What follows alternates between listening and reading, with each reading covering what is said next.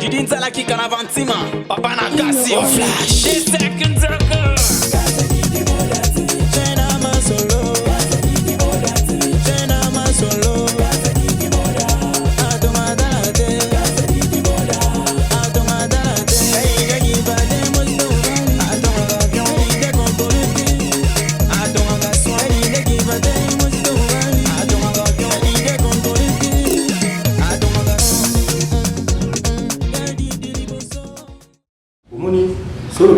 Ce qui presse pas à la Katiwana, ils ont la cotisation pour collecter des fonds pour la tous Rambo. Vous comprenez? C'est-à-dire que vous rendre hommage, c'est-à-dire qu'ils ont une contribution à l'artiste pour rendre hommage dans les Monabango. Moi je pense que le quoi tous à la donc presse tous à la Bango partenaire et vous savez que Bango a un apport dans Bango pour voler la Midondo. Mais s'il faut s'exprimer en termes de budget, c'est-à-dire que vous savez que tout revoir ce budget on a pour il faut acteur européen sur la cacher naïe. Or il faut toujours réfléchir en termes de budget on a c'est-à-dire la location il y a un podium, auto limite, au podium, on a ça 3 jours, l'artiste va le spectacle, il faut tout louer, vidéoprojecteur, tout son tissu, pour tout projeter le film, sonorisation, banderole, budget, et ça budget dépense, et ça budget pour nous cacher dans le spectacle, tout fout à mater. Donc ceux qui pressent, il faut la contribution à Bango pour la parce que les autres qui m'ont après ça profite Toya pour les Lanabino sans pour autant tout le cabon ceux qui toyé maman Kalunga yé na matin la presse na retour na il faut que c'est mon carburant bien bon mani non ils ont bon donc et c'est là après on a dit parce que tout ça là mon bénévolement pour la merci beaucoup. On a pu paraphraser tant de la budget à presse. Par exemple, le Yamami Wasso, jour il a sorti encore. Bataki 2000 pour permettre à l'époque à la presse, comme on va faire le reportage. Jour payé enterrement, batela il va monter 2000 et ma menti dans l'écopole. Il va sauver. Il y a un terme pour ne pas être égoïste. Natif là c'est pas bandé comme sous bazana. Tous les cas série de 3 questions. On s'est présenté d'abord. Je crois que les noyés on s'est déplacé à tout le monde. Il y a pour nous opposer questions. 3 personnes. 3 questions pour la 3 questions. Bonjour, président, ici à tout le monde. Juste, on a posé une question rapidement par rapport à quoi c'est présent au Roba. Après, c'est exemple encore. Question qui journaliste bien Moutoumoko à Koufeli, il y a presse à Koufeli, et c'est le moment où on a soigné. Et c'est une fois moins effectivement, parce que pour la prester, et c'est pour la jour où on a vu bien maman Kalou bien Moutoumoko à prester, c'est des arrêts gratuités. Donc il y a des questions au président, donc au junior, à poser qui par rapport à Yawana. Et non ceux qui presque liés à lui, c'est ça, moi quand je les arrêts, moi non les arrêts pour la faciliter ça ensemble. Qui d'autre? Merci beaucoup. Est-ce que la fanatique y a maman Midondo va occuper pour un bazar à Clément, va occuper pour un Kosomba, pour le coup, maman Midondo. Qui d'autre?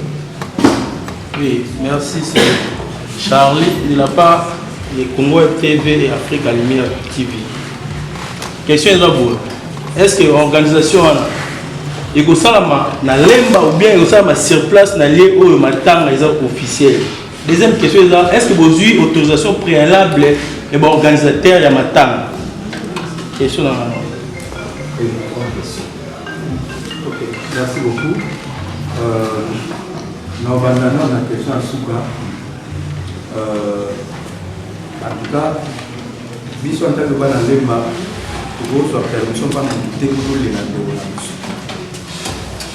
nous avons l'autorisation à recevoir des personnes qui n'est par contre pas informé. Donc, c'est la logique. Même dans un village, quand vous perdez un de vôtres, vous qui êtes tout le chef du village, papa, est-ce que tu roules là? On n'a pas on n'a pas de permission à demander. D'autant plus que nous avons enfreindre l'organisation générale, il y a un secteur aux alliés piloté dans ANDPC en symbiose dans le Salomon. La preuve, Milou Nabisonio Oyoyo et Bosuka avant lever Jacob. Ce qui levé Jacob et Sili Bisonioso. Donc il y a eu place corps et Kozala. Et ce n'est qu'après, je crois que vous avez un programme spécial, je crois que ça va être une semaine après. Bon, ça dépend, il y a jour là. Ce n'est pas mardi, mercredi par exemple. Aujourd'hui, le prochain week-end, pour ça la soirée, il y a hommage solennel à Milondo et aux centre culturel de Bénin. Donc c'est un peu ça. Donc on n'a pas besoin d'autorisation, mais on a peut-être l'obligation d'informer, mais pas de demander la permission. Alors. Une question. Oui, vas-y.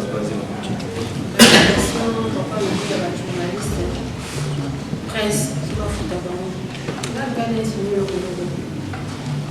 sai na matanga vile tu atema iko asekisaki mutu talaki na problème mais tena apesaki caché mais c'est soit asenga ine ndugu mafuta ye ndenge asalaki kama emunga tofutaki ekiti c'est-à-dire natanga matanga tokenda kolela biso na biso nde tozala totravaillera en partenariat na bino po bino kozwa information bozoye pa na biso biso po tobima na nini tobima epa na bino mais akosala mosala wana bino bozozwa baimage na biso moke nango bozwi banombre de vie soki esa nde nini no en retour tobénéficiara mpe leloko te epo bandeka aketa mosusu bandinga na mosusu bamoni yo bayoki makambo olobeli bango donc awa toza na place matanga eya te anniversaire ya mindondo ifo tosala eloko moko anniversaire ya mindondo eyokana ya to ete na presse non mindondo akufi tozolela mindondo presse boyebi mindondo boyebi kosangana na biso donc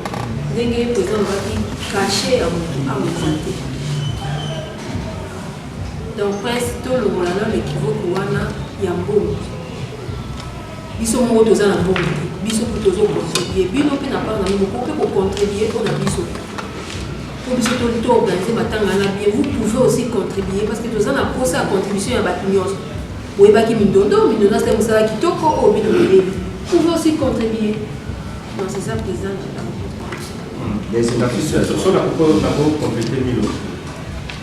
quand vous posez des problèmes comme ça, il faut avoir des preuves. Et non, comédien Gingali, qui est dans la place Gingali, il va faire ça caché ou il va faire ça transport. Moi qui vous parle, dans le comité, il y a un collectif des artistes et des culturels. Je vois au moins qui, tout ça qui site, il y a recueillement, il y a tout matin à Koufaki. Je crois qu'il y a certains amis Baza Awa, tout le podium Mouana, la place Kikonaye Zali, je crois Junior Azalaki. Tous les artistes vont aller au défilé Wana. À part peut-être, bon, parce que ça c'est la télé. À part le musicien Moko et Nabo, incompréhension. Bon, comme on avait déjà annoncé dans la télévision, et pas Mamie il est là, donc ceux qui t'ont reporté, et pour ça la BNT. Il y a un qui est obligé de toper ça un bon transport. Mais c'était vraiment contre notre volonté parce qu'on n'avait pas de budget.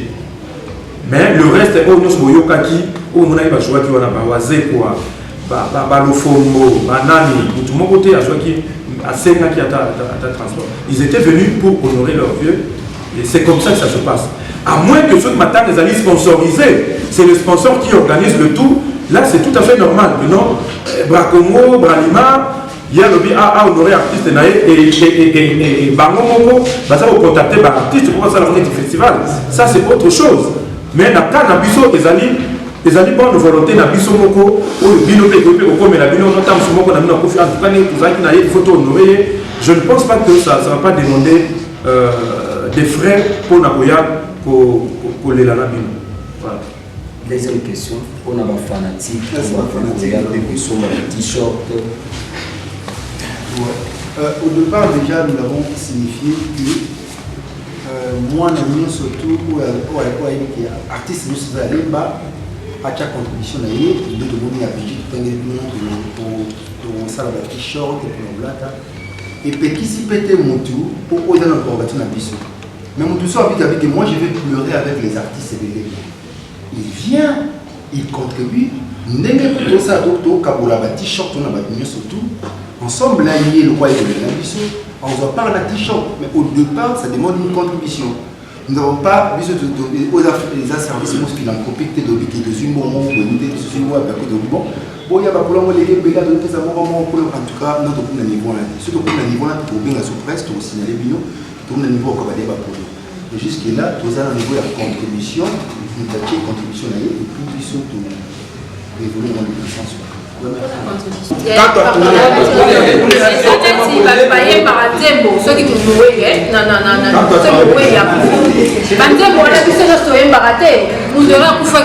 Qu'est-ce que l'artiste déjà discrimination, c'est ça que bateau bazaki n'attend il y a retourner donc c'est question de disponibilité parce que monsieur bazaki na misala na bango ba monsieur na tournage na bango bazaki disponible ba yaki ba tournage donc c'est le côté que yo to kaboli donc précision de à tourner. Tu vois les voir. Maman on a mis les belles sur la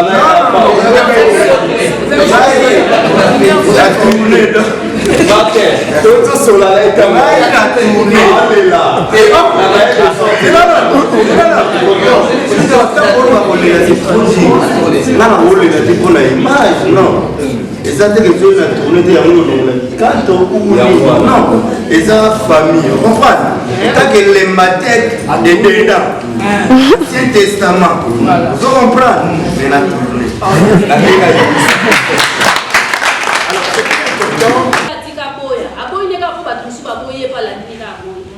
même tout ça à l'éviter on a fait les lunes nazabo na kokufa bako saboter bébé nanga mais ceux qui naza lemba c'est qu'organisation moko ezali ko salama pour na ngai mowe mo peta pe sous c'était que ko ezana onka te pour na bawe batu ba obala bazali bana lemba ba ko organiser batu ba ko ba première communion bana na ba ko ba première communion bana lemba ba ko organiser ba ko ba ministre wa ba ko ma ministre d'ailleurs ko ezaka communion ça ministre to monte ko mona premier ministre so chibala mwana lemba donc organisateur qui on peut kanza na mona boye ngana mona zala no mona boye me makanisi na yo